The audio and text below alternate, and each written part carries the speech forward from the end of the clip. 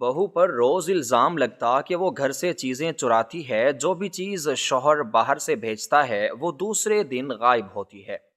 شوہر بیوی سے پوچھتا تو بیوی کہتی کہ یہ سب جھوٹ ہے۔ شوہر پریشان تھا۔ آخر کار شوہر نے گھر میں چھپ کر CCTV کیمرے لگوا دیے۔ ایک رات اس نے پردیس میں بیٹھ کر اپنے موبائل پر لائیو فوٹیج دیکھی تو اس کے ہوش اڑ گئے، کیونکہ گھر کے آنگن میں پھیلی ہوئی منحوس خاموشی اس بات کی گواہی دے رہی تھی کہ آج پھر کوئی طوفان اٹھنے والا ہے، اور اس طوفان کی زد میں آنے والا کوئی اور نہیں بلکہ وہی سائرہ تھی جو پچھلے 2 سال سے اس گھر کی چار دیواری میں اپنی عزت اور سکون کی جنگ لڑ رہی تھی۔ سورج ابھی پوری طرح ڈھلا نہیں تھا، مگر گھر کے در و دیوار پر اداسی اور وحشت کا سایہ گہرا ہو چکا تھا۔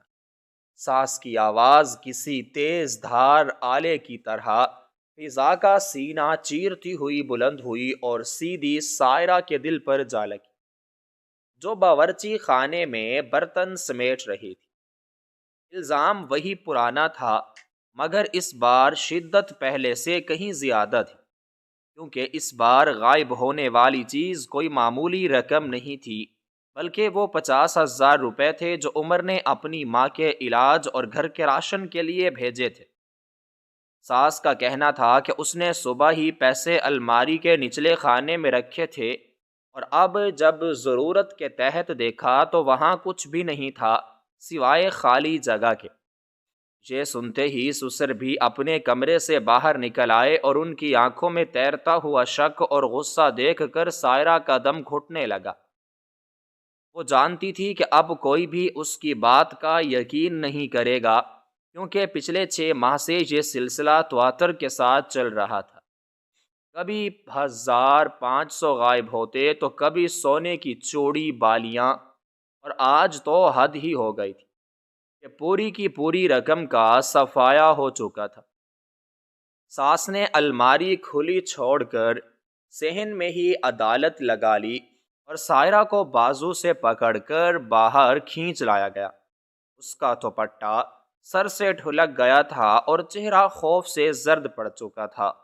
وہ بار بار قسمیں کھا رہی تھی کہ اسے نہیں معلوم پیسے کہاں گئے، مگر اس کی آواز نقار خانے میں طوطی کی آواز بن کر رہ گئی تھی۔ ساس کا لہجہ زہریلا تھا۔ وہ کہہ رہی تھی کہ تیرے آنے سے پہلے تو کبھی ایک تنکا بھی ادھر سے ادھر نہیں ہوا۔ یہ تیرے ہی لچھن ہیں جو تو اپنے غریب میکے والوں کا پیٹ بھرنے کے لیے ہمارے گھر کو دیمک کی طرح چاٹ رہی ہے۔ سائرہ کی آنکھوں سے جاری تھے آنسو، مگر وہ کچھ بول نہیں پا رہی تھی۔ اس کی نظریں بے اختیار سامنے والے کمرے کے بند دروازے کی طرف اٹھیں، جہاں گہری خاموشی تھی۔ وہ جانتی تھی کہ اس دروازے کے پیچھے کون ہے، اور وہ کیوں باہر نہیں آ رہا، مگر یہ وہ راز تھا جو اگر وہ اگل دیتی تو اس گھر کی بنیادیں ہل جاتیں، اور شاید بوڑھے ماں باپ اسی وقت صدمے سے مر جاتے۔ اس لیے وہ چپ تھی، اور یہ چپ اسے اندر ہی اندر کھائے جا رہی تھی۔ ادھر 7 سمندر پار عمر اپنے کام سے تھکا ہارا کمرے میں واپس لوٹا۔ اسے گھر سے آنے والی کال نے مزید پریشان کر دیا۔ اس کے ہاتھ میں موجود برقی آلے کی سکرین پر ماں کا نمبر دیکھ کر ہی اس کا ماتھا ٹھنکا تھا، اور جب اس نے فون سنا تو وہی ہوا جس کا اسے ڈر تھا۔ ماں کی روتی ہوئی آواز اور باپ کی سخت لہجے میں کی گئی شکایت نے اس کے اعصاب توڑ دیے تھے۔ وہ محنت مزدوری کر کے خون پسینہ ایک کر کے پیسے بھیجتا تھا، اور یہاں یہ عالم تھا کہ گھر والے بنیادی ضرورتوں کو ترس رہے تھے۔ عمر کا دماغ معاف ہو چکا تھا۔ اسے اپنی بیوی سائرہ سے محبت تھی، اور اسے اب تک یہی لگتا تھا کہ شاید ماں باپ بڑھاپے کی وجہ سے چیزیں رکھ کر بھول جاتے ہیں، یا پھر سائرہ سچ کہہ رہی ہے۔ مگر آج کی واردات نے اس کے یقین کی عمارت میں دراڑ ڈال دی تھی، کیونکہ اتنی بڑی رقم ہوا میں تحلیل نہیں ہو سکتی تھی، اور گھر میں سائرہ کے سوا کوئی باہر کا بندہ آتا جاتا نہیں تھا۔ عمر نے فون بند کیا اور سر پکڑ کر بیٹھ گیا۔ شک کا بیج جو کئی مہینوں سے اس کے دل میں زمین میں بویا جا رہا تھا، اب تناور درخت بن چکا تھا۔ اس کے ذہن میں طرح طرح کے وسوسے سر اٹھانے لگے کہ کہیں واقعی سائرہ اپنے گھر والوں کو پیسے تو نہیں بھیج رہی، یا خدا نخواستہ اس کی زندگی میں کوئی اور تو نہیں آ گیا جس کی فرمائشیں پوری کرنے کے لیے وہ یہ سب کر رہی ہے۔ یہ خیال آتے ہی عمر کے بدن میں آگ لگ گئی۔ وہ اپنے ماضی کو یاد کرنے لگا۔ جب سائرہ اس کی دلہن بن کر آئی تھی، اس کے چہرے کی معصومیت نے عمر کو اپنا گرویدہ بنا لیا تھا، لیکن وقت اور حالات نے اس معصومیت پر سوالیہ نشان لگا دیے تھے۔ پردیس کی تنہائی انسان کو ویسے ہی نفسیاتی طور پر کمزور کر دیتی ہے، اور ایسے میں جب گھر سے روزانہ کی بنیاد پر لڑائی جھگڑے کی خبریں آئیں تو انسان کا دماغ کام کرنا چھوڑ دیتا ہے۔ عمر بھی اسی کیفیت سے گزر رہا تھا۔ اس نے فیصلہ کر لیا کہ اب وہ مزید اندھیرے میں نہیں رہے گا اور نہ ہی فون پر ہونے والی تڑا تڑک سے مسئلہ حل کرے گا۔ اس نے وہیں بیٹھے بیٹھے ایک انتہائی قدم اٹھانے کا سوچا جو شاید رشتوں کے تقدس کے منافی تھا، مگر حالات نے اسے مجبور کر دیا تھا۔ اس نے اپنے شہر میں موجود اپنے ایک پرانی جگری دوست کو فون ملایا جو حفاظتی آلات کا کام کرتا تھا۔ عمر نے اسے سختی سے تاکید کی کہ معاملہ گھر کی عزت کا ہے، اس لیے کسی کو کانوں کان خبر نہیں ہونی چاہیے۔ منصوبہ بنایا گیا کہ وہ دوست گھر میں موجود تاروں کے نظام کو ٹھیک کرنے کے بہانے گھر جائے گا اور اسی دوران لاؤنج اور مرکزی کمرے میں ایک ایسا خفیہ آنکھ نصب کرے گا جو کسی کو نظر نہ آئے، مگر اس کی رسائی عمر کے موبائل تک ہو۔ عمر کا دل اس وقت کسی مجرم کی طرح دھڑک رہا تھا، کیونکہ وہ اپنے ہی گھر کی جاسوسی کرنے جا رہا تھا، اپنی ہی شریک حیات پر پہرا بٹھا رہا تھا، مگر اس کے پاس اب کوئی اور راستہ نہیں بچا تھا۔ وہ سچ جاننا چاہتا تھا، چاہے وہ سچ کتنا ہی کڑوا کیوں نہ ہو۔ اگلی صبح جب پاکستان میں سورج نکلا تو گھر کا ماحول ویسا ہی کشادہ تھا۔ ساس سائرہ سے بات نہیں کر رہی تھی اور سائرہ مجرموں کی طرح سر جھکائے گھر کے کاموں میں مصروف تھی۔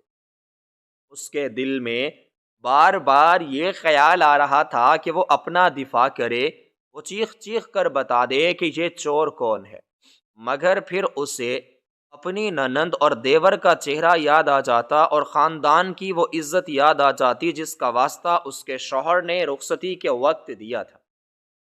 وہ ایک عجیب دوراہے پر کھڑی تھی جہاں ایک طرف اس کی اپنی عزت تھی اور دوسری طرف اس گھر کا شیرازہ بکھرنے کا خوف تھا۔ جب عمر کا دوست گھر آیا تو ساس نے اسے شک کی نگاہ سے دیکھا، مگر تاروں کی خرابی کا سن کر اسے اندر آنے کی اجازت دے دی۔ سائرہ باورچی خانے میں تھی اور ساس اپنے کمرے میں تسبیح پڑھ رہی تھی۔ اسی موقع کا فائدہ اٹھاتے ہوئے اس دوست نے انتہائی مہارت کے ساتھ وہ ننھا سا آلہ دیوار پر لگی گھڑی کے پیچھے اور الماری کے رخ پر موجود ایک خوبصورت فریم کے اندر چھپا دیا۔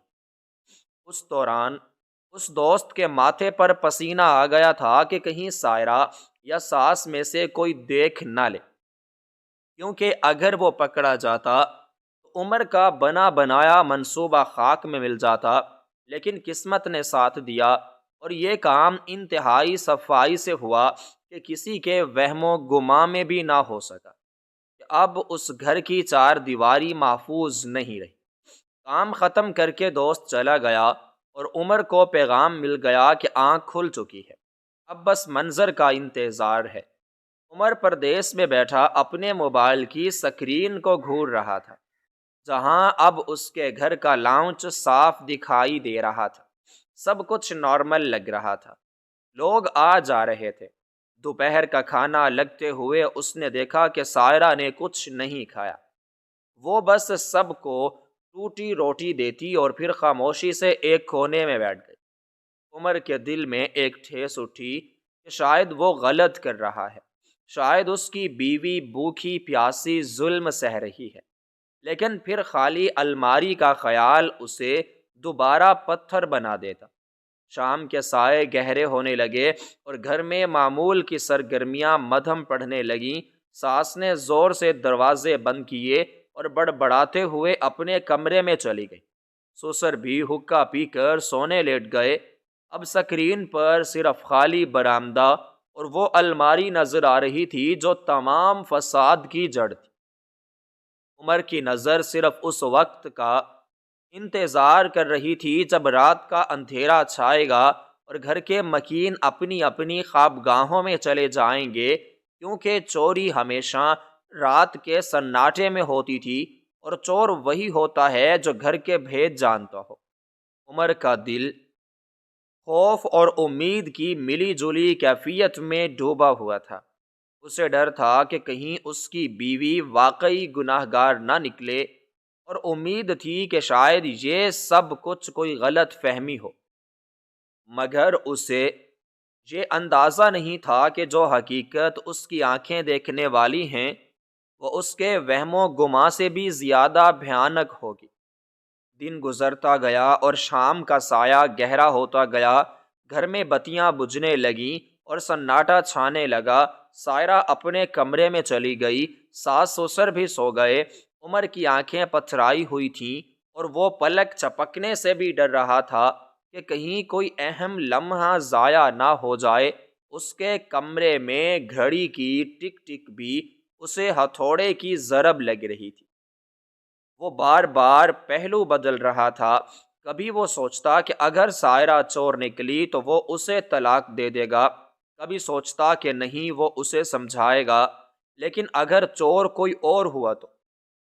یہ سوال اس کے ذہن کے کسی کونے میں موجود تھا، مگر وہ اسے جھٹک دیتا کیونکہ گھر میں کوئی اور تھا ہی نہیں۔ رات کے اس پہر جب دنیا سو رہی تھی، ایک شوہر اپنی بیوی کی وفاداری کا امتحان لے رہا تھا اور ایک بہو اپنی بے گناہی کا ثبوت دینے سے قاصر تھی۔ یہ رات بہت بھاری تھی، اتنی بھاری کہ اس کا بوجھ عمر کی روح تک محسوس کر رہی تھی۔ ابھی کھیل شروع ہوا تھا اور کھلاڑی اپنی چال چلنے کے لیے تیار تھے۔ عمر کی نظریں سکرین پر جمی ہوئی تھیں، جہاں رات کا اندھیرا اب مکمل حکمرانی کر رہا تھا اور کیمرے کی مخصوص روشنی میں سب کچھ بھوتوں کا مسکن لگ رہا تھا۔ اچانک اس نے محسوس کیا کہ کوئی سایہ ہلکا سا ہلا ہے۔ یہ ہوا کا جھونکا نہیں تھا، بلکہ کوئی وجود تھا جو اندھیرے میں بھی اپنی موجودگی کا احساس دلا رہا تھا۔ عمر کا سانس رک گیا۔ اس نے موبائل کو آنکھوں کے بالکل قریب کر لیا۔ دل کی دھڑکنیں کانوں میں گونجنے لگی۔ کیا وہ سائرہ تھی یا کوئی اور؟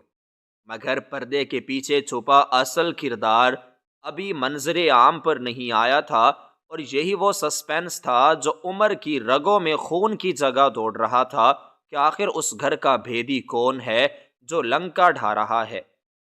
وہ نہیں جانتا تھا کہ اگلے چند لمحوں میں اس کی زندگی کا سب سے بڑا صدمہ اس کا منتظر ہے، اور وہ راز جو سائرہ نے اپنے آنسوؤں میں چھپا رکھا تھا وہ اب ایک دھماکے کی صورت میں پھٹنے والا ہے۔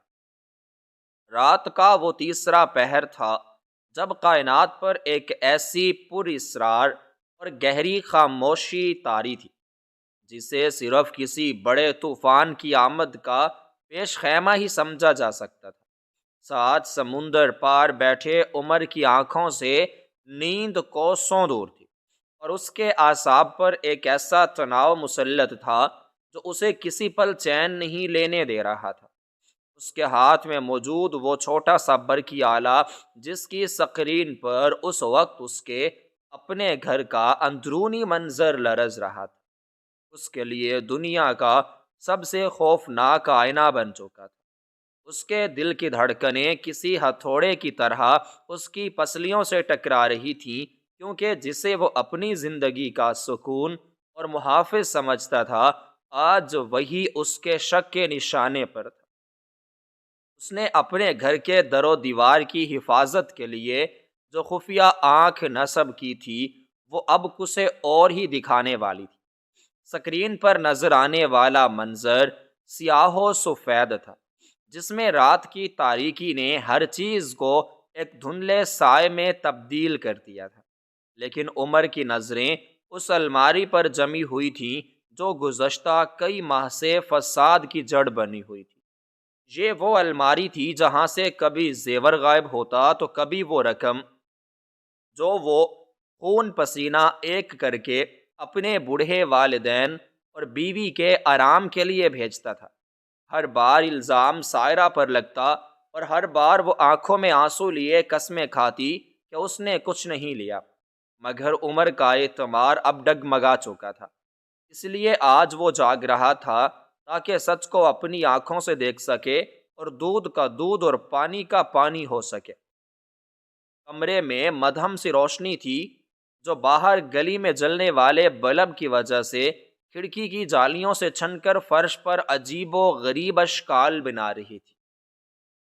سائرہ بستر پر کروٹ لیے پڑی تھی، شاید وہ سو رہی تھی یا شاید روز روز کے تانوں نے اس کی نیندیں بھی چھین لی تھی۔ عمر اپنی جگہ پتھر کا بت بنا بیٹھا تھا کہ اچانک سکرین کے کونے میں کچھ حرکات ہوئی۔ اس کا سانس جیسے حلق میں اٹک گیا۔ اس نے آنکھیں پھاڑ کر دیکھا کہ صحن کی طرف کھلنے والا چھوٹا دروازہ جو رات کو ہمیشہ بند کیا جاتا تھا وہ آہستگی سے کھلا۔ دروازے کے قبضوں نے کوئی آواز نہ نکالی، گویا آنے والا اس کام میں ماہر تھا یا پھر اس نے پہلے سے ہی تیاری کر رکھی تھی۔ ایک انسانی سایہ کمرے میں داخل ہوا۔ اس کا چہرہ اندھیرے میں چھپا ہوا تھا اور اس نے اپنے سر پر کچھ لپیٹ رکھا تھا جس سے اس کی شناخت ناممکن ہو رہی تھی۔ عمر کا خون کھولنے لگا کہ یہ کون اجنبی ہے جو اس کی غیر موجودگی میں اس کے بیڈ روم تک پہنچ گیا ہے۔ کیا یہ کوئی چور ہے یا پھر معاملہ کچھ اور ہے؟ شک کی ایک لہر اس کے دماغ میں گوندی کہ کہیں ماں کا کہنا سچ تو نہیں کہ بہو کے کسی کے ساتھ معاملات ہیں۔ یہ سوچ آتے ہی عمر کے ہاتھوں کی گرفت اس آلے پر اتنی سخت ہو گئی کہ اسے لگا جیسے وہ توڑ دے گا۔ وہ سایہ بلی کے پاؤں چلتا ہوا سیدھا الماری کی طرف بڑھا جہاں سارا قیمتی سامان رکھا ہوتا تھا۔ آنے والے کی چال میں ایک عجیب سی عجلت اور گھبراہٹ تھی۔ وہ بار بار مڑ کر سائرہ کی طرف دیکھتا جو ابھی تک بے حس و حرکت لیٹی تھی۔ سائے نے الماری کے تالے کو چھوا ہی تھا کہ اچانک بستر پر موجود وجود میں حرکت آئی۔ عمر کی سانسیں رک گئیں کہ اب کیا ہوگا۔ اب یقیناً سائرہ چیخے گی، شور مچائے گی اور گھر والے جاگ جائیں گے۔ لیکن جو منظر اس کے بعد عمر نے دیکھا اس نے اس کے پیروں تلے سے زمین کھینچ لی۔ سائرہ بستر سے اٹھی لیکن اس نے کوئی شور نہیں مچایا۔ اس نے چیخ کر سب کو نہیں بلایا بلکہ وہ خاموشی سے اٹھی اور سیدھی اس سائے کے پاس جا کھڑی ہوئی۔ عمر کا دماغ معاوف ہو گیا۔ یہ کیا ہو رہا ہے؟ چور اور گھر کی مالکن آمنے سامنے کھڑے ہیں اور کوئی مزاحمت نہیں ہو رہی۔ مدھم روشنی میں عمر نے دیکھا کہ وہ سایہ سائرہ کے قدموں میں بیٹھنے کے انداز میں جھکا جیسے کوئی منت کر رہا ہو۔ سائرہ نے اسے جھٹکا نہیں بلکہ اسے دھکا دے کر باہر نہیں نکالا، بلکہ اس نے الماری خود کھولی اور اس میں سے کچھ نکال کر اس سائے کے حوالے کر دیا۔ عمر کی آنکھوں میں اندھیرا چھانے لگا۔ اس کا سب سے بڑا ڈر اب حقیقت کا روپ دھار رہا تھا۔ اس کی اپنی بیوی جسے وہ پاک باز سمجھتا تھا اپنے ہاتھوں سے گھر کی دولت لٹا رہی تھی۔ وہ سوچنے لگا کہ شاید یہ اس کا کوئی پرانا آشنا ہے جسے وہ پال رہی ہے۔ غصے کی ایک ایسی شدید لہر اٹھی کہ عمر کا جی چاہا کہ وہ چیخ کر سائرہ کو پکارے، مگر وہ ہزاروں میل دور تھا، بے بس تھا، لاچار تھا۔ وہ بس دیکھ سکتا تھا اور چل سکتا تھا۔ وہ سایہ چیزیں لے کر تیزی سے مڑا اور کھڑکی کی طرف لپکا، لیکن جاتے جاتے اس نے ایک بار پھر سائرہ کی طرف دیکھا اور ہاتھ ملایا جیسے شکریہ ادا کر رہا ہو یا شاید معافی مانگ رہا ہو۔ سائرہ وہیں بت بنی کھڑی رہی، یہاں تک کہ وہ سایہ کھڑکی کی پھاند کر غائب ہو گیا۔ کمرے میں دوبارہ وہی ہولناک خاموشی چھا گئی، مگر سات سمندر پار عمر کے اندر ایک طوفان برپا ہو چکا تھا۔ اس کے کانوں میں اپنی ماں کے الفاظ گونجنے لگے کہ یہ عورت تیرا گھر اجاڑ دے گی۔ آج اس نے اپنی آنکھوں سے دیکھ لیا تھا کہ چوری کرنے والا کوئی باہر کا نہیں تھا، بلکہ چور کو شہ دینے والی خود اس کی بیوی تھی۔ مگر ایک بات عمر کو اب بھی کھٹک رہی تھی، اور وہ یہ تھی کہ وہ سایہ کون تھا۔ اس کا چہرہ عمر کو نظر نہیں آیا تھا، کیونکہ کیمرے کا زاویہ ایسا تھا کہ سائرہ کی پیٹھ اور اس سائے کا جھکا ہوا سر ہی دکھائی دیا۔ مگر سائرہ کے اطمینان اور خاموشی نے یہ ثابت کر دیا تھا کہ وہ اس آنے والے کو نہ صرف جانتی تھی بلکہ اس کی مدد بھی کر رہی تھی۔ عمر نے کانپتے ہاتھوں سے وہ منظر بند کرنے کی کوشش کی، مگر اس کی انگلیوں نے ساتھ چھوڑ دیا۔ وہ مزید دیکھنا چاہتا تھا کہ اب سائرہ کیا کرے گی۔ سائرہ الماری بند کر کے وہیں زمین پر بیٹھ گئی اور اس نے اپنا سر گھٹنوں میں دے دیا۔ اس کے کندھے ہل رہے تھے جیسے وہ شدید گریہ کر رہی ہو۔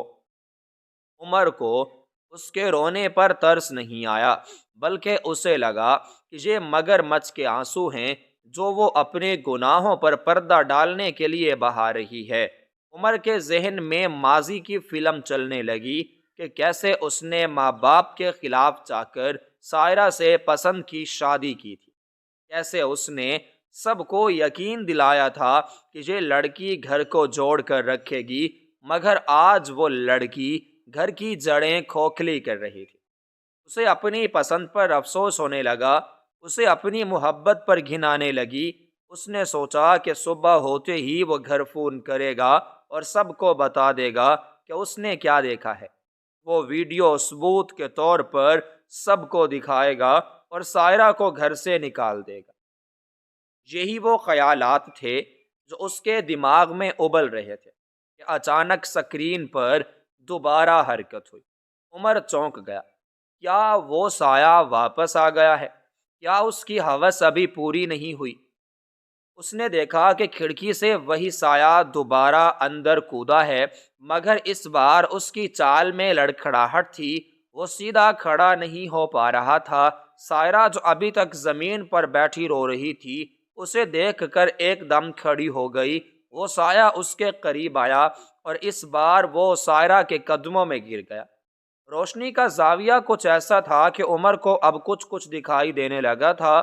وہ شخص سائرہ کے پاؤں پکڑ کر گڑ گڑا رہا تھا۔ اس کا جسم مچھلی کی طرح تڑپ رہا تھا، جیسے اسے کسی چیز کی شدید طلب ہو۔ سائرہ اسے اٹھانے کی کوشش کر رہی تھی، مگر وہ اٹھ نہیں رہا تھا۔ عمر غور سے سکرین کے قریب ہوا۔ اس کا دل ایک عجیب سے خوف سے دھڑکنے لگا۔ یہ حرکات، یہ جسامت، یہ کپڑے، یہ سب کچھ اسے جانا پہچانا لگ رہا تھا۔ یہ کوئی اجنبی نہیں تھا، یہ کوئی عاشق نہیں تھا، یہ تو کوئی اپنا تھا، یہ تو کوئی گھر کا بھیدی تھا۔ عمر کی آنکھیں حیرت اور خوف سے پھیل گئیں جب اس لڑکے نے اپنا سر اٹھایا اور کیمرے کی خفیہ آنکھ پر ہلکی سی روشنی پڑی۔ وہ چہرہ دھندلا تھا، مگر عمر کے لیے وہ دھندلاہٹ بھی کافی تھی، کیونکہ وہ چہرہ اس کے اپنے خون کا تھا۔ وہ چہرہ اس کے اپنے چھوٹے بھائی علی کا تھا، علی جو یونیورسٹی میں پڑھتا تھا، علی جو ماں باپ کا لاڈلا تھا، علی جسے عمر اپنے بیٹے کی طرح چاہتا تھا۔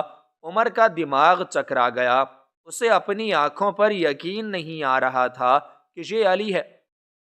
علی تو پڑھائی میں مصروف ہوتا ہے، علی تو تہجد گزار ماں کا بیٹا ہے۔ وہ یہاں آدھی رات کو بھابھی کے کمرے میں کیا کر رہا ہے، اور اس کی حالت ایسی کیوں ہے جیسے وہ نشے میں ہو؟ عمر کو یاد آیا کہ پچھلے کچھ عرصے سے علی نے گھر والوں سے ملنا جلنا کم کر دیا تھا۔ وہ اکثر کمرے میں بند رہتا تھا اور پیسے بھی زیادہ مانگنے لگا تھا۔ ماں کہتی تھی کہ پڑھائی کا خرچہ بڑھ گیا ہے، مگر اب حقیقت کھل کر سامنے آ رہی تھی۔ علی بھابھی کے سامنے ہاتھ جوڑ کر رو رہا تھا۔ اس کے منہ سے جھاگ نکل رہی تھی اور وہ کانپتے ہوئے ہاتھوں سے سائرہ کی چادر کا کونا پکڑ کر کچھ مانگ رہا تھا۔ سائرہ نے بے بسی سے نفی میں سر ہلایا، جیسے کہہ رہی ہو کہ اب اور کچھ نہیں ہے، مگر علی نے اس کے پاؤں نہیں چھوڑے۔ وہ اپنا سر زمین پر مارنے لگا۔ سائرہ ڈر گئی کہ کہیں وہ خود کو نقصان نہ پہنچا لے۔ اس نے جلدی سے اپنی کلائی سے سونے کی وہ آخری چوڑی اتاری جو اس کی ماں کی نشانی تھی اور علی کے ہاتھ میں تھما دی۔ علی نے چوڑی چھپٹ لی جیسے بھوکا کتے نے ہڈی چینی ہو، اور پھر لڑکھڑاتے قدموں سے دوبارہ کھڑکی کی طرف بھاگا۔ سائرہ وہیں دیوار سے ٹیک لگا کر ڈھہ گئی۔ اس کا چہرہ آنسوؤں سے تر تھا، اور اس کی آنکھوں میں جو بے بسی تھی وہ اب عمر کو صاف دکھائی دے رہی تھی۔ یہ بے بسی کسی مجرم کی نہیں تھی، یہ بے بسی ایک ایسی عورت کی تھی جو دو پاٹوں درمیان پس رہی تھی۔ ایک طرف اس کا شوہر تھا جس کا اعتبار وہ کھو رہی تھی، اور دوسری طرف اس کا دیور تھا جس کی عزت بچانے کے لیے وہ قربانی کا بکرا بنی ہوئی تھی۔ عمر کو لگا جیسے کسی نے اس کے سینے پر منو بوجھ رکھ دیا ہو، اسے اپنی سوچ پر گھن آنے لگی ہو، اسے اپنے شک پر شرمندگی ہونے لگی۔ وہ سمجھ رہا تھا کہ سائرہ لٹیری ہے، مگر وہ تو لٹ رہی تھی۔ وہ سمجھ رہا تھا کہ وہ گھر اجاڑ رہی ہے، مگر وہ تو گھر کی عزت کو نیلام ہونے سے بچا رہی تھی۔ علی جسے پورا گھر شریف اور نیک سمجھتا تھا، وہ نشے کی دلدل میں اس قدر دھنس چکا تھا کہ اسے اپنی بھابھی کے زیور اور بھائی کے کمائی چراتے ہوئے بھی شرم نہیں آئی، اور سائرہ نے اس راز کو اپنے سینے میں دفن کر رکھا تھا تاکہ بوڑھے ماں باپ کا دل نہ ٹوٹے، تاکہ خاندان میں علی کی بدنامی نہ ہو۔ عمر کا سر چکرا رہا تھا، اس کے ہاتھ سے موبائل چھوٹ کر بستر پر گر گیا۔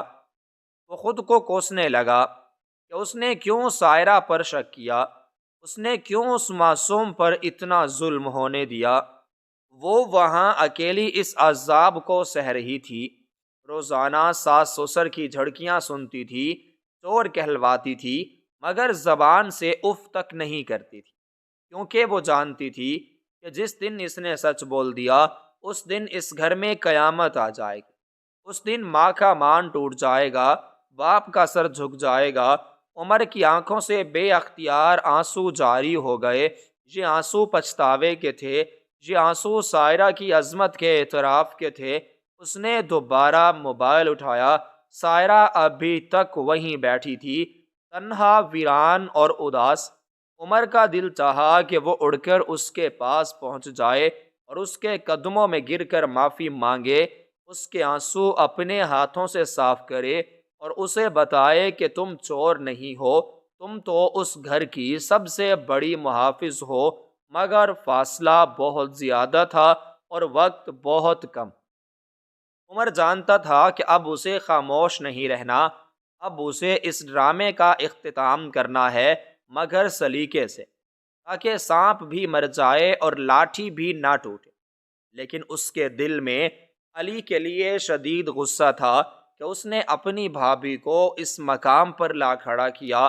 وہ سوچ رہا تھا کہ کل کیا ہوگا جب وہ یہ سٹیج سب کو دکھائے گا، یا شاید وہ فوٹیج نہیں دکھائے گا بلکہ کوئی اور راستہ اختیار کرے گا۔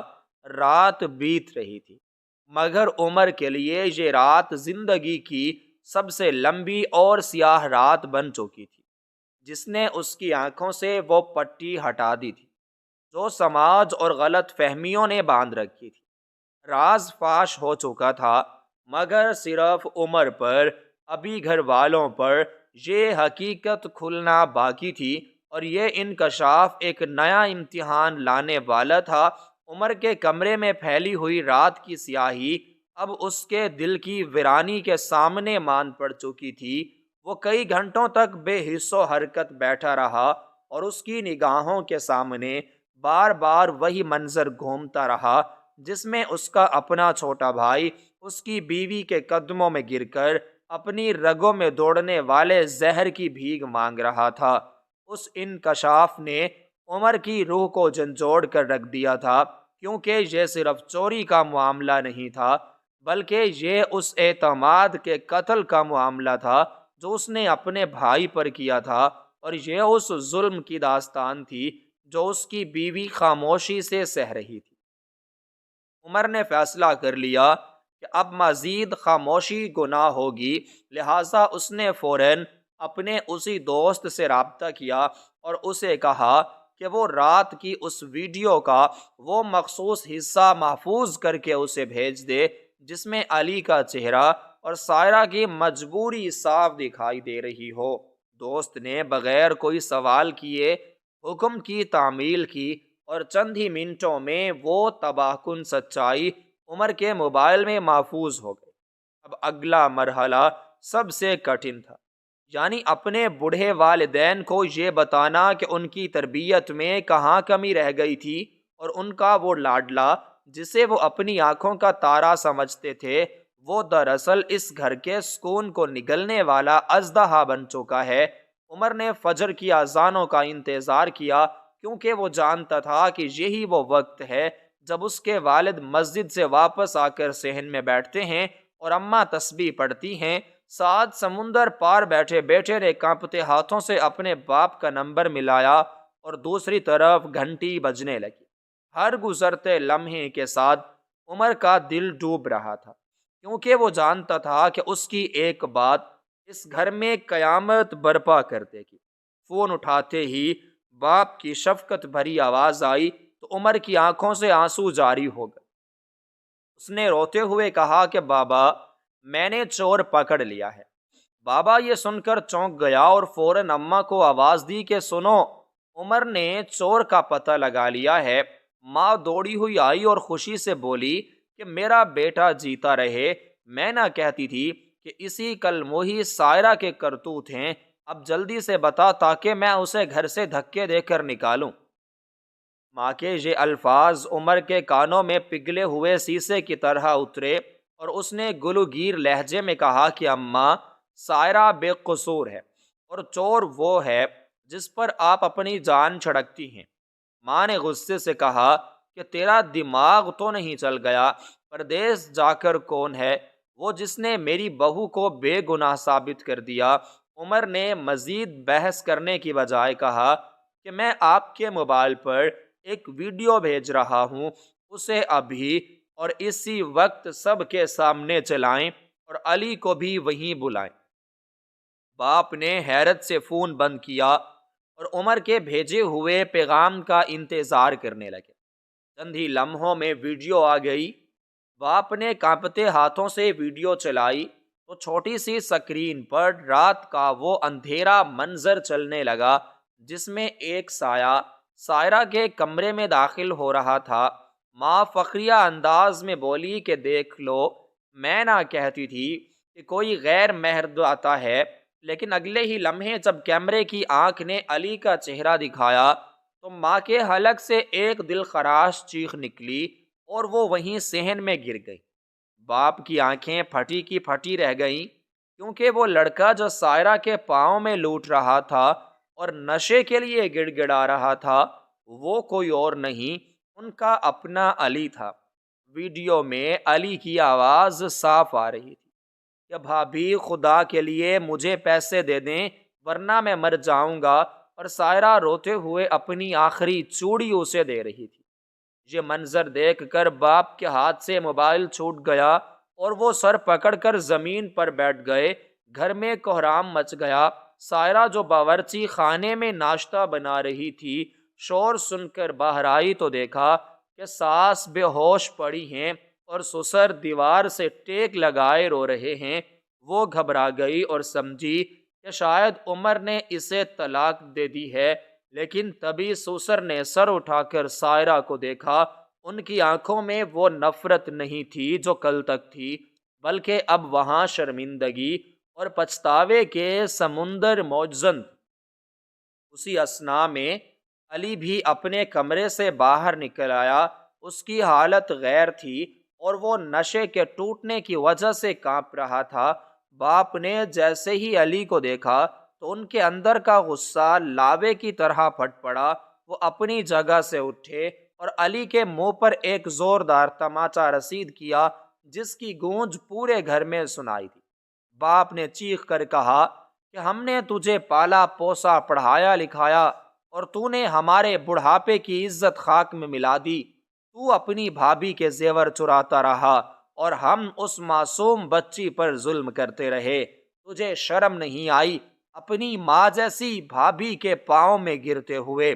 علی مار کے ڈر سے پیچھے ہٹا اور دیوار کے ساتھ لگ کر رونے لگا۔ اس کی حالت دیکھ کر ماں بھی ہوش میں آ چکی تھی اور وہ سینہ کوٹ کوٹ کر رو رہی تھی کہ ہائے رے میری قسمت، یہ دن دیکھنے سے پہلے میں مر کیوں نہ گئی؟ میں نے کس سانپ کو دودھ پلایا جس نے میرا ہی گھر ڈس لیا؟ سائرہ خاموشی سے ایک کونے میں کھڑی یہ سب دیکھ رہی تھی۔ اس کے دل میں علی کے لیے نفرت نہیں تھی بلکہ ترس تھا، کیونکہ وہ جانتی تھی کہ نشہ انسان کو جانور بنا دیتا ہے۔ عمر نے دوبارہ فون کیا اور باپ نے سپیکر کھول دیا۔ عمر کی آواز میں درد تھا۔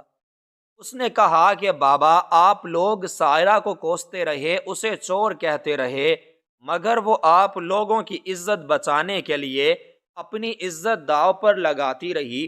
اس نے اپنے زیور بیچ دیے تاکہ آپ لوگوں کو پتہ نہ چلے کہ آپ کا بیٹا نشئی بن چکا ہے۔ اس نے اپنا پیٹ کاٹا تاکہ گھر کا راشن آئے اور علی کی ضرورتیں پوری ہوں، اور بدلے میں ہم نے اسے کیا دیا؟ صرف طعنے اور ذلت۔ آج مجھے اپنی بیوی پر فخر ہے اور آپ پر شرمندگی کہ میں نے اس ہیرے کی قدر نہیں کی۔ عمر کی باتیں سن کر سانس لڑکھڑاتے قدموں سے سائرہ کی طرف بڑھیں اور اس کے سامنے ہاتھ جوڑ کر بولی کہ بیٹی، مجھے معاف کر دے، میں اندھی ہو گئی تھی۔ ممتا نے میری آنکھوں پر پٹی باندھ دی تھی۔ میں نے تجھ پر بہت ظلم کیے ہیں، مجھے معاف کر دے ورنہ میری آخرت خراب ہو جائے گی۔ سائرہ نے آگے بڑھ کر اپنی ساس کو گلے لگا لیا اور روتے ہوئے بولی کہ اماں، آپ میری ماں ہیں، مائیں معافی نہیں مانگتی۔ میں نے جو کچھ کیا وہ صرف اس گھر کو بکھرنے سے بچانے کے لیے کیا تھا، کیونکہ میں جانتی تھی کہ جس دن آپ کو علی کی حقیقت پتہ چل گئی آپ تو جیتے جی مر جائیں گی۔ اس جذباتی منظر نے وہاں موجود ہر آنکھ کو اشک بار کر دیا تھا، لیکن ابھی مسئلہ حل نہیں ہوا تھا۔ علی ابھی بھی نشے کی طلب میں تڑپ رہا تھا اور اسے علاج کی ضرورت تھی۔ باپ نے اسی وقت فیصلہ کیا کہ اب اس گھر میں مزید کوئی بات نہیں چھپائی جائے گی۔ انہوں نے علی کو بازو سے پکڑا اور کہا کہ اب تیری جگہ گھر میں نہیں بلکہ اصلاحی مرکز میں ہے۔ جب تک تو انسان نہیں بن جاتا اس گھر کی دہلیز پار نہیں کرے گا۔ علی روتا رہا، منتیں کرتا رہا، مگر آج باپ کا دل پتھر کا ہو چکا تھا۔ اسی شام علی کو شہر کے ایک ہسپتال میں داخل کروایا گیا جہاں نشے کے عادی افراد کا علاج ہوتا تھا۔ گھر میں ایک عجیب سی ویرانی چھا گئی تھی، مگر یہ ویرانی اس سے بہتر تھی جو جھوٹ اور شک کی وجہ سے پیدا ہوئی تھی۔ دن گزرتے گئے اور حالات آہستہ آہستہ معمول پر آنے لگے۔ سائرہ اب اپنی بیٹیوں سے زیادہ چاہتی تھی اور سسر ہر بات میں سائرہ سے مشورے کرتے تھے۔ عمر بھی اپنی چھٹیاں لے کر پاکستان آ گیا اور اس نے سائرہ سے اپنے کیے کی معافی مانگی۔ اس نے سائرہ کو وہ تمام زیورات بنوا کر دیے جو اس نے علی کی وجہ سے گنوا دیے تھے، مگر سائرہ کے لیے زیورات سے زیادہ وہ عزت اہم تھی جو اب اسے اس گھر میں حاصل تھی۔ علی کا علاج لمبا اور تکلیف دہ تھا، مگر سائرہ اور عمر نے اس کا ساتھ نہیں چھوڑا۔ وہ باقاعدگی سے اس کی خبر گیری کرتے اور اسے حوصلہ دیتے کہ وہ اس دلدل سے نکل سکتا ہے۔ کئی مہینوں کی ریاضت کے بعد علی جب گھر واپس آیا تو وہ ایک بدلا ہوا انسان تھا۔ اس کا رنگ صاف ہو چکا تھا اور آنکھوں میں پچھتاوے کی نمی تھی۔ اس نے سب سے پہلے سائرہ کے قدم چھوئے اور معافی مانگی۔ سائرہ نے اسے اٹھایا اور سر پر ہاتھ رکھ کر کہا کہ بھولی ہوئی صبح کا بھولا، اگر شام کو گھر آ جائے تو اسے بھولا نہیں کہتے، تم ہمارے بھائی ہو اور ہمیشہ رہو گے۔ وقت کا پہیہ چلتا رہا اور اس گھر کے آنگن میں دوبارہ خوشیوں کے پھول کھل اٹھے، مگر اس پورے واقعے نے سب کو ایک ایسا سبق سکھا دیا تھا جو نسلوں تک یاد رہنا تھا، اور وہ سبق یہ تھا کہ اولاد کی اندھی محبت میں کبھی کبھی ہم انصاف کا دامن چھوڑ دیتے ہیں اور دوسروں کی بیٹیوں کو ظلم کا نشانہ بناتے ہیں، حالانکہ وہ بھی کسی کی اولاد ہوتی ہیں۔ ہم اپنی اولاد کے عیبوں پر پردہ ڈالتے ہیں، دوسروں کی خوبیوں کو بھی عیب بنا کر پیش کرتے ہیں۔ شک ایک ایسی بیماری ہے جو ہنستے بستے گھروں کو ویران کر دیتی ہے، اور صبر ایک ایسی طاقت ہے جو پتھر دلوں کو بھی موم کر دیتی ہے۔ سائرہ کا صبر اور قربانی رائے گاہ نہیں گئی تھی، اس نے نہ صرف اپنا گھر بچایا بلکہ ایک بھٹکی ہوئی روح کو بھی سیدھے راستے پر لے آئی تھی۔ آج جب بھی اس گھر کا ذکر ہوتا ہے تو لوگ سائرہ کی مثال دیتے ہیں کہ بہو ہو تو ایسی جس نے اپنے کردار کی پختگی سے طوفانوں کا رخ موڑ دیا اور ثابت کر دیا کہ سچائی کو چھپایا تو جا سکتا ہے مگر شکست نہیں دی جا سکتی، اور یہ کہ رشتوں کی ڈور اعتماد کے دھاگے سے بندھی ہوتی ہے، اگر یہ دھاگا ٹوٹ جائے تو اسے جوڑنے کے لیے بہت قربانیاں دینی پڑتی ہیں۔ مکافات عمل کی چکی بہت باریک پیسنے والی ہے، جو لوگ دوسروں پر بیجا تہمت لگاتے ہیں قدرت انہیں اسی طرح رسوا کرتی ہے جیسے اس کہانی میں حقیقت کھلی، اور جو لوگ صبر کا دامن تھامے رکھتے ہیں اللہ انہیں ایسی سرخ روئی عطا کرتا ہے جو دنیا دیکھتی رہ جاتی ہے۔ گھر کی وہ الماری جو کبھی فساد کی جڑ تھی اب بھی وہیں موجود تھی، مگر اب اس میں صرف سامان نہیں بلکہ عبرت کی داستان بھی محفوظ تھی، جو آنے والے ہر شخص کو یہ پیغام خاموش دیتی تھی کہ کسی پر انگلی اٹھانے سے پہلے اپنے گریبان میں جھانک لینا چاہیے، اور یہ کہ خاموشی کبھی کبھی سب سے بڑی گواہی بن جاتی ہے۔ اس واقعے نے صرف اس گھر کی کایا نہیں پلٹی تھی بلکہ آس پاس میں بھی ایک ایسی مثال رقم کر دی تھی کہ جو لوگ کل تک سائرہ پر باتیں بناتے تھے اور اس کی ساس کی باتوں میں آ کر اسے برا بھلا کہتے تھے، آج وہی لوگ شرمندگی سے نظریں چرانے لگتے ہیں۔ عمر کے والدین نے اپنی غلطی کا کفارہ ادا کرنے کے لیے صرف معافی پر اکتفا نہیں کیا بلکہ انہوں نے گھر کا انتظام مکمل طور پر سائرہ کے حوالے کر دیا۔ یہ ان کی طرف سے اس بات کا اعتراف تھا کہ جس عورت نے بدترین حالات میں بھی گھر کی عزت کا سودا نہیں کیا وہی گھر کی اصل وارث ہو سکتی ہے۔ سائرہ نے بھی اپنی ساس کو کبھی یہ احساس نہیں ہونے دیا کہ وہ جیت گئی ہے اور وہ ہار گئی ہیں، بلکہ اس نے اپنی خدمت اور محبت سے ان کے دل میں ایسا مقام بنا لیا کہ وہ اب ہر محفل میں اپنی بہو کی تعریف کرتے نہیں تھکتی تھیں۔ علی کی صحت یابی کے بعد اسے دوبارہ تعلیم کی طرف راغب کرنا ایک مشکل مرحلہ تھا، کیونکہ نشے نے اس کی ذہنی صلاحیتوں کو زنگ لگا دیا تھا، لیکن سائرہ نے ایک استاد کی طرح اس کی رہنمائی کی اور عمر نے ایک باپ کی طرح اس کی سرپرستی کی۔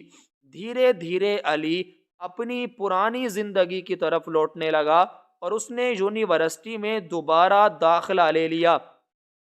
وہ اکثر کہتا تھا کہ اگر بھابھی اس رات میری پردہ پوشی نہ کرتی اور مجھے گھر والوں کے سامنے رسوا کر دیتی تو شاید میں انتقام کی آگ میں مزید بگڑ جاتا، لیکن ان کے صبر اور قربانی نے مجھے اندر سے بدل کر رکھ دیا ہے۔ عمر کا رشتہ سائرہ کے ساتھ مزید مضبوط ہو گیا تھا۔ وہ جان گیا تھا کہ خوبصورتی صرف چہرے کی نہیں ہوتی بلکہ اصل خوبصورتی کردار کی ہوتی ہے، جو مشکل ترین حالات میں بھی نہیں ڈگمگاتی۔ اس نے عہد کیا کہ اب وہ کبھی کسی کی سنی سنائی بات پر اپنی شریکہ حیات پر شک نہیں کرے گا، کیونکہ شک وہ دیمک ہے جو محبت کے تناور درخت کو اندر سے کھوکھلا کر دیتا ہے۔ اس کہانی کا سب سے بڑا سبق یہی ہے کہ انسان کبھی بھی ظاہری حالات دیکھ کر فیصلہ نہیں کرنا چاہتا، کیونکہ بعض اوقات آنکھوں دیکھا بھی دھوکا ہو سکتا ہے، اور یہ کہ صبر کا پھل ہمیشہ میٹھا ہوتا ہے۔ سائرہ نے جس صبر اور استقامت کا مظاہرہ کیا وہ آج کے دور میں نایاب ہے۔ جہاں ذرا سی بات پر گھر ٹوٹ جاتے ہیں، وہاں اس نے اپنے کردار کی مضبوطی سے ایک بکھرتے ہوئے گھر کو جنت بنا دیا۔ یہ کہانی ہر اس ساس کے لیے بھی ایک سبق ہے جو اپنی بہو کو غیر سمجھتی ہے، اور ہر اس شوہر کے لیے نصیحت ہے جو کانوں کا کچا ہوتا ہے۔ سچائی کا سورج دیر سے سہی مگر نکلتا ضرور ہے، اور جب نکلتا ہے تو جھوٹ کے سارے سائے مٹا دیتا ہے۔ آج اس گھر کے آنگن میں وہی پرانی رونقیں بحال ہو چکی ہیں، مگر اب وہاں شک کی کوئی جگہ نہیں، بلکہ اعتماد اور محبت کی حکمرانی ہے جو آنے والی نسلوں کے لیے بھی مشعل راہ بنے گی۔